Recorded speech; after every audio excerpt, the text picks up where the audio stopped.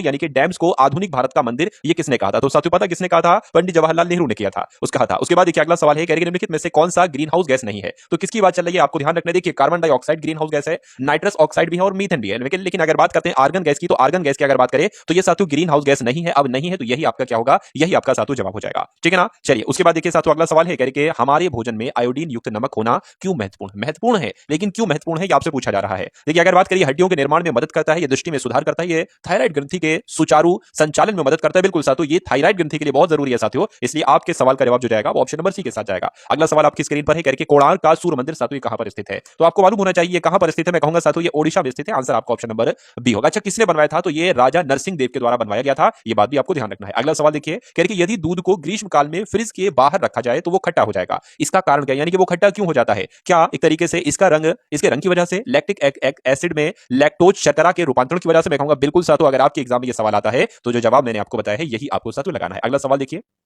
साथियों, आप इस वीडियो को लाइक कर दीजिए क्योंकि मैं आपको साथियों बिल्कुल निशुल्क पढ़ा रहा हूं, यानी कि बिल्कुल निशुल्क, और ऐसा कंटेंट दूंगा जो बहुत सारे यूट्यूब पर साथियों आपको पैसे देकर भी नहीं मिलेगा, ठीक है ना। तो एक बार में अगर आप इस पेपर को क्रैक करना चाहते हैं, क्योंकि हजारों हजार बच्चों का सिलेक्शन हो चुका है साथियों, अब अगला नंबर आपका है, तो बहुत अच्छे से पढ़ाई कीजिए, अपना 100% दीजिए टारगेट सिलेक्शन को। जो वीडियोस मैं आपके सामने ला रहा हूं उन वीडियोस को आप लोग देखिए, उन क्वेश्चंस को तैयार कीजिए, मैथ रीजनिंग के कॉन्सेप्ट को तैयार कीजिए। मैं कहूंगा 80% पेपर आपको साथियों यहां से देखने को मिलेगा, ठीक है ना। चलिए, तो भारतीय राष्ट्रीय कांग्रेस के लाहौर अधिवेशन ने किस वर्ष में 26 जनवरी को स्वतंत्रता दिवस के रूप में मनाने की घोषणा की थी? तो इस सवाल के जवाब की अगर बात करें 1930 आपका साथियों जवाब हो जाएगा। भारतीय राष्ट्रीय कांग्रेस के लाहौर अधिवेशन ने 1930 में 26 जनवरी को स्वतंत्रता दिवस के रूप में मनाने की घोषणा की थी। बहुत इंपॉर्टेंट क्वेश्चन है। विश्व धरोहर स्थल रोबेन द्वीप निम्नलिखित में से किस विभूति से संबंधित है? तो ये साथियों किस विभूति से संबंधित है? मैं कहूंगा नेल्सन मंडेला से संबंधित है, आंसर आपका साथियों जो जाएगा वो ऑप्शन नंबर डी के साथ जाएगा। चलिए, यानी कि रोबिन द्वीप को विश्व विरासत स्थल के रूप में साथियों दर्ज किया गया था। कब किया गया था? 1951 में किया गया था। अगला देखिए 1951 में भारतीय जनसंघ की स्थापना साथियों किसके द्वारा की गई थी? तो किसके द्वारा की गई थी साथियों? श्यामा प्रसाद मुखर्जी के द्वारा की गई थी, आंसर आपका ऑप्शन नंबर बी होगा। उसके बाद देखिए निम्नलिखित में से कौन सी मिट्टी भारत के उत्तरी मैदानों में पाई जाती है? सवाल आपसे ये पूछा जाएगा,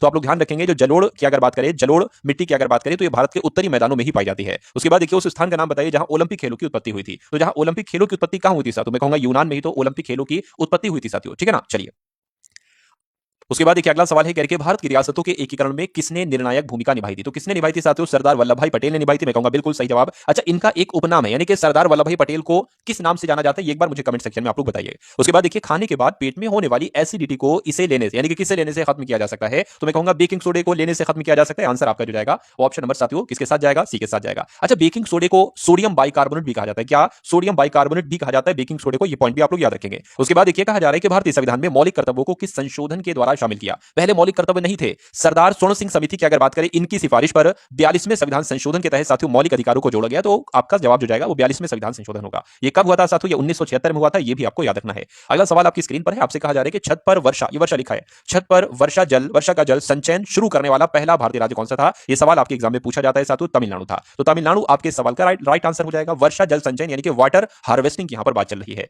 उसके बाद देखिए अगला सवाल है कि ब्रिटिश सरकार द्वारा भेजे गए साइमन कमीशन का बहिष्कार किया गया था। अच्छा, क्यों किया गया था ये आपसे पूछा जा रहा है। क्यों? क्योंकि सदस्यों के बीच मतभेद था, कमीशन में कोई भी भारतीय सदस्य नहीं था, कमीशन ने भारत की वित्तीय स्वतंत्रता पर अंकुश लगाया था, या इसने रियासतों को विशेष अधिकार दिया था? मैं कहूंगा बहिष्कार इसलिए हुआ था क्योंकि इसमें कोई सदस्य भारतीय नहीं था। अगला सवाल देखिए 12वीं पंचवर्षीय योजना का उद्देश्य क्या था मुझे बताइए। इसका कार्यकाल 2012 से 2017 तक चला साथियों। अब जनगणना को दोबारा से क्या, यानी कि 13वीं जनगणना की अगर बात करते हैं साथियों, तो इसकी तैयारियां की जा रही हैं, ठीक है ना। चलिए, तो इसका उद्देश्य मुझे बता दीजिए साथियों क्या था। मैं कहूंगा स्थिरता, प्रगतिशीलता, उपलब्धि के साथ विकास, या तीव्र और अधिक समावेशी का विकास, या तीव्र, टिकाऊ और अधिक समावेशी विकास। मैं कहूंगा ये वाला आपका सबसे सही और सटीक जवाब हो जाएगा। अगला देखिए संपत्ति के अधिकार को भारतीय संविधान के किस संशोधन द्वारा मौलिक अधिकारों की सूची से हटा दिया गया? संपत्ति का अधिकार पहले मौलिक अधिकार था, लेकिन इसको आप लोग ध्यान रखेंगे 44वें संविधान संशोधन के तहत 1978 में, कब? 1978 में साथियों इसको मौलिक अधिकारों की सूची से हटा दिया गया और इसको विधिक अधिकार बना दिया गया। तो 44वें संशोधन के तहत साथियों इसको हटाया गया था, इसलिए सही जवाब आपका ए होगा। आप लोग याद रखेंगे। इमली में मौजूद अम्ल का नाम बताइए साथियों क्या होता है। तो इमली में उपस्थित जो अम्ल होता है उसको टार्ट्रिक अम्ल कहा जाता है। क्या कहा जाता है? इसको टार्ट्रिक अम्ल कहा जाता है। ये बात आप लोग यहां पर ध्यान रखेंगे। अगला सवाल आपकी स्क्रीन पर है, ओलंपिक बैडमिंटन एकल क्वार्टर फाइनल में पहुंचने वाली पहली भारतीय महिला खिलाड़ी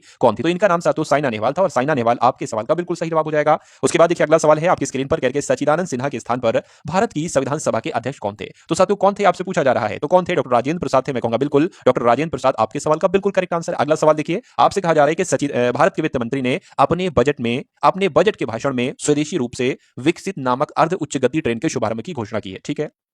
तो उसका क्या नाम था? वंदे भारत एक्सप्रेस था। वंदे भारत एक्सप्रेस आपके सवाल का राइट आंसर यहां पर हो जाएगा। यहां पर एक खाली जगह होगी, उस खाली जगह में ये वंदे भारत एक्सप्रेस नाम आएगा। भारतीय संविधान में पहला संशोधन साथियों कब हुआ था? तो पहला संशोधन जो हुआ था ये आपको भी याद रखना है। अगर आपका जवाब 1951 है तो आपका जवाब बिल्कुल करेक्ट है, ठीक है ना। उसके बाद देखिए अगला सवाल है, निम्नलिखित में से कौन सी जोड़ी किसी राज्य और उससे संबंधित कला शैली को दर्शाती है? तो मैं कह सकता हूं साथियों यहां पर आपका देखिए क्या कह रहे हैं, पंजाब। देखिए मोहिनीअट्टम पंजाब में थोड़ी ना होता है भाई साहब, ये तो केरल में होता है। हाँ, उत्तर प्रदेश में साथियों कथक होता है, ये बी वाला आपका सही हो जाएगा। और ओडिसी की अगर बात करते हैं साथियों तो ये ओडिशा में होता है, ये भी गलत है। कथकली साथियों केरल में होता है, ये भी गलत है। तो मैं कह सकता हूं जवाब आपका ऑप्शन नंबर बी के साथ ही जाएगा। नेक्स्ट नंबर का सवाल आपकी स्क्रीन पर, निम्नलिखित में से किस परिस्थिति में भारत में स्वतंत्रता के मौलिक अधिकार को कम कर दिया गया है? क्या आपका जवाब हो सकता है साथियों, बताइए। तो कौन सी परिस्थिति में? जब राष्ट्रीय आपातकाल लगा हो तो उस स्थिति में भारत में जो आपको स्वतंत्रता का अधिकार है, मौलिक अधिकार के, इसको कम कर दिया गया। यानी कि जब राष्ट्रीय आपातकाल लगे तो थोड़ी सी स्वतंत्रता पर रोक लगाई जा सकती है। उसके बाद देखिए उस्ताद अमजद अली खान किस वाद्य यंत्र के लिए जाने जाते हैं? ये सवाल आपके एग्जाम में साथियों आएगा, इसलिए आप लोग याद रखेंगे।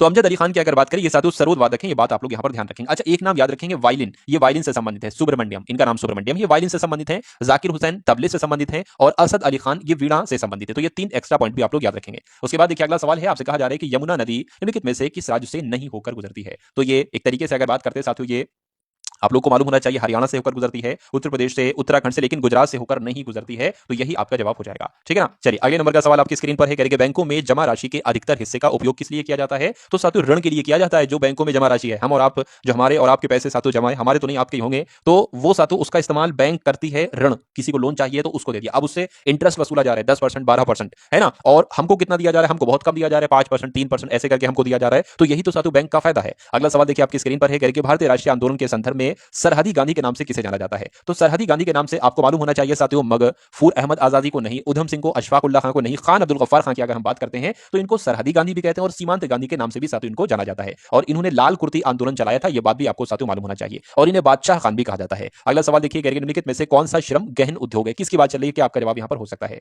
मैं कहूंगा साथियों चाय की अगर बात करें, चाय का जो श्रम है ये गहन उद्योग है। आंसर आपका ऑप्शन नंबर सी होगा। अगला सवाल है, गिरमिटिया मजदूर कौन होते हैं? ये बहुत इंपॉर्टेंट क्वेश्चन है साथियों, परीक्षा में इस बार आपसे पूछा जाएगा ही जाएगा। चलिए भाई, तो अगर बात करते हैं साथियों, वह बंधुआ मजदूर जो नए देश की यात्रा का भाड़ा चुकाने के लिए मजदूरी करता है, अफ्रीकी गुलाम को कहते हैं, या बाजार से खरीदा हुआ श्रमिक को कहती है, अवैतनिक मजदूर को कहते हैं? मैं कहूंगा गिरमिटिया मजदूर किसे कहा जाता है? वो बंधुआ मजदूर होता है, गिरमिटिया मजदूर, जो नए देश की यात्रा का भाड़ा चुकाने के लिए मजदूरी करता है। आंसर आपका ऑप्शन नंबर ए होगा। अगला सवाल आपकी स्क्रीन पर है, आपसे कहा जा रहा है कि जब बल दो सतहों के बीच सापेक्ष गति का प्रतिरोध करता है तो इसको क्या कहा जाता है? भाई साहब इसी को तो घर्षण कहा जाता है। क्या इसी को घर्षण कहते हैं? नेक्स्ट नंबर का सवाल है, पूर्वी पर्वत श्रृंखला के रूप में जानी जाती है, यानी कि किसकी बात चल रही है साथियों? किसको? क्या अरावली को पूर्वी पर्वत श्रृंखला के रूप में जाना जाता है? मैं कहूंगा नहीं, पटकाई पहाड़ियों की अगर हम बात करें तो पटकाई पहाड़ियों को पूर्वी पर्वत श्रृंखला के रूप में जाना जाता है। ये बात आप लोग यहां पर याद रखेंगे। उसके बाद देखिए करके जल मिश्रित एसिटिक अम्ल आमतौर पर किस नाम से जाना जाता है? तो साथियों ये सिरके के नाम से जाना जाता है। सिरका आपके सवाल का जो होगा वो बिल्कुल सही और सटीक जवाब हो जाएगा। उसके बाद देखिए अगला सवाल साथियों, भारत के संविधान में कितनी अनुसूचियां हैं? आपको मालूम होना चाहिए, फटाफट आप लोग मुझे बताइए। देखिए भारत का संविधान जो मूल संविधान था ना, उस समय 8 अनुसूचियां थी, लेकिन अब कितनी है वर्तमान समय की अगर बात करें तो 12 अनुसूचियां हैं। और 12 कहां पर लिखा हुआ है? 12 आपका ऑप्शन नंबर सी में लिखा हुआ है। उसके बाद देखिए अगला सवाल करके, भारत में तृतीय क्षेत्र के बढ़ते महत्व के संदर्भ में निम्नलिखित में से कौन सा कथन सही नहीं है? तो कौन सा कथन सही नहीं है साथियों, आपसे पूछा जा रहा है, फटाफट मुझे बताइए। देखिए सेवा प्रदाता उद्योग का विकास, तो भारत में तृतीय क्षेत्र के बढ़ते महत्व के संदर्भ में ये वाला तो सही है, सेवा प्रदाता उद्योग का विकास। सूचना और प्रौद्योगिकी का विकास बिल्कुल, प्रति व्यक्ति आय में वृद्धि बिल्कुल, ग्रामीण क्षेत्रों में राजनीतिक जागरूकता का विकास, तो ये साथियों नहीं है। मैं कहूंगा यही आपका कथन सही नहीं है, अब सही नहीं है तो यही आपका जवाब है। अगला सवाल है करके, प्रकाश के उद्दीपन के कारण पौधों में होने वाली गति को क्या कहा जाता है? तो इसको साथियों क्या कहा जाता है? प्रकाश अनुवर्तन कहा जाता है। प्रकाश अनुवर्तन आपका ऑप्शन नंबर ए में है, आप लोग याद रखेंगे। यानी कि प्रकाश के उद्दीपन के कारण पौधों में होने वाली गति को प्रकाश अनुवर्तन ही कहा जाता है। अगला सवाल है करके, दुनिया के मजदूर एकजुट हों, ये नारा किससे संबंधित है? यानी कि इस नारे की अगर बात करें तो रूसी क्रांति से संबंधित है, और रूसी क्रांति से संबंधित है, इसलिए आंसर आपका जो जाएगा वो ऑप्शन नंबर बी के साथ जाएगा, ठीक है ना।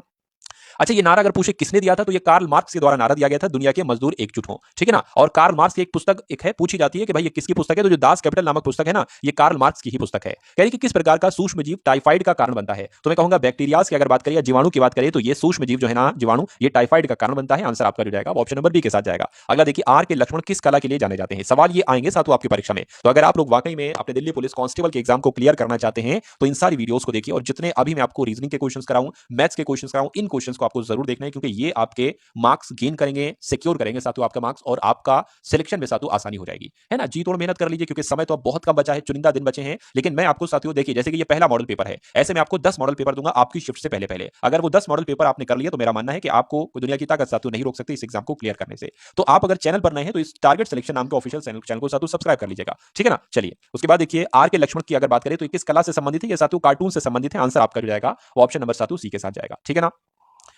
उसके बाद देखिए अगला सवाल सातों आपकी स्क्रीन पर है, यानी कि ये हास्य रस के लेखक हैं, है ना? ऐसे आप लोग याद रखेंगे। किसी राजकोषीय वर्ष में सरकार की सभी प्राप्तियां और व्यय का वार्षिक लेखा जोखा को क्या कहा जाता है? तो इसको ही तो सातों बजट कहते हैं। इसको क्या कहते हैं? इसको ही तो सातों बजट कहा जाता है। ये बात आप लोग ध्यान रखेंगे। अच्छा, बजट की अगर बात करें